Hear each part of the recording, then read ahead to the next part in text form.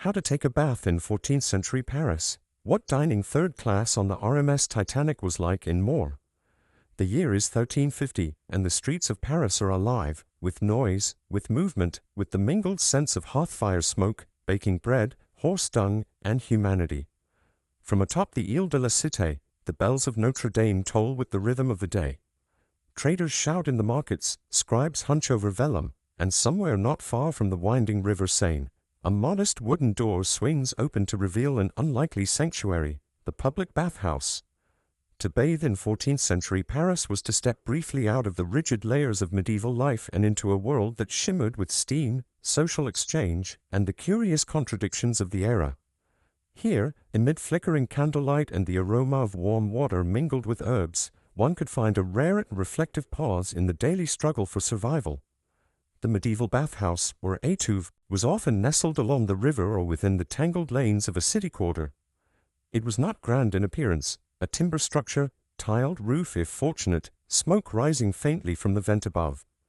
But within its walls, it harbored a carefully orchestrated experience.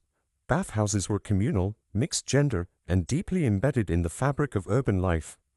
Contrary to popular myths, medieval Europeans did bathe, not daily, and not always privately, but with a cultural rhythm shaped by season, social class, and health. As you step through the low wooden door, you are greeted not by silence, but by murmurs, laughter, and the soft splash of water. The warmth is immediate, the room heated by stoves whose coals have burned since early morning. An attendant, often called a baigneur or baigneuse, greets you with a practiced nod and directs you to a bench. There, you begin the ritual, removing layers of clothing, loosening wool, linen, and leather, until only a modest undergarment remains, or sometimes nothing at all, depending on the bathhouse's customs and clientele. The bathing experience unfolds in stages. First, you sit near the stove or on a wooden bench, allowing your body to acclimate to the heat. This sweating process is intentional, an early form of sauna meant to open the pores and loosen the joints. A bucket of warm water might be poured over your shoulders, and your feet might soak in a basin filled with rosemary, mint, or thyme, depending on what was at hand. These herbs were not only fragrant but thought to be cleansing and healthful, warding off disease, in a time when miasmas and humors guided medical understanding. Next comes the tub, a deep wooden basin, often filled with water heated by stones or a connected stove system. You step in slowly, mindful of the temperature. The tub might be shared, or you might have your own, depending on your status and the establishment's resources. The water is not pristine, nor is it drawn anew for each person. It is reused across the day, topped off and stirred by attendants. Yet to the medieval bather, the sensation is one of deep luxury, immersion, warmth, the relief of muscles worked by farming, weaving, hauling, or riding. Soap is used, though not the hard bars we know today. Instead, a soft, paste-like lye soap is rubbed across the skin with cloths or rough sponges. Sometimes ash, sometimes animal fat and wood ash combined. You scrub, not in haste, but with the care of someone who knows this opportunity may not come again for weeks. An attendant might help, offering to wash your back or massage tired limbs.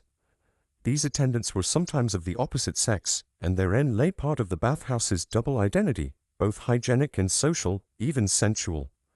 Bathhouses were gathering places. They served not just as places to clean the body, but also to exchange news, whisper gossip, court a lover, or negotiate trade. A merchant and a monk might share the same tub. A baker's apprentice might bathe beside a traveling musician.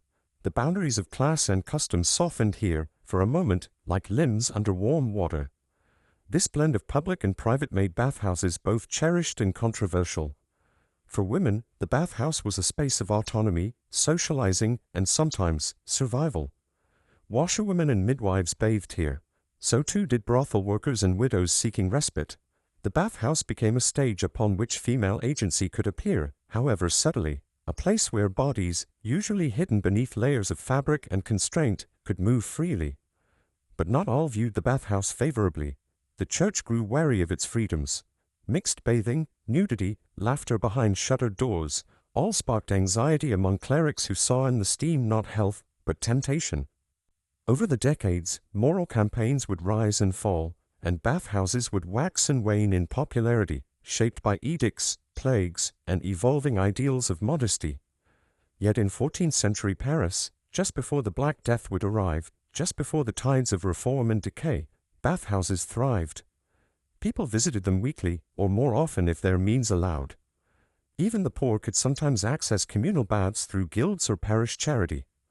The practice was ancient, drawing on Roman traditions and medieval adaptations, guided by an understanding that cleanliness, however imperfect, was both physical and spiritual. After the soak came the drying. You stepped out carefully, aided again by your attendant, and wrapped yourself in coarse linen or wool. Your skin glowed red from heat and scrubbing. Some bathhouses offered a final pleasure, food and drink. A small tray of spiced wine, a sweet cake, dried fruits or nuts. You sat, robed and steaming, among your fellow bathers, and for a moment you could almost forget the rigid hierarchies, the hunger, the disease, and the toil that lay outside. This was not merely cleanliness. It was a reclaiming of self, a reminder of your body's value, and your place, however humble, within the tapestry of the city.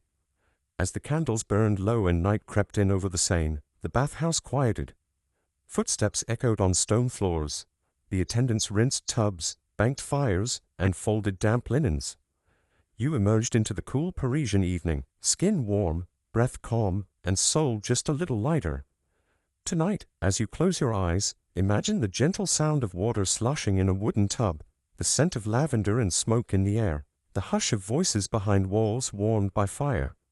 Picture the flicker of candlelight reflecting on the surface of the bath, and the soft hum of life in medieval Paris. In that quiet warmth, shared with strangers, there was a moment of peace, fleeting, imperfect, but deeply human.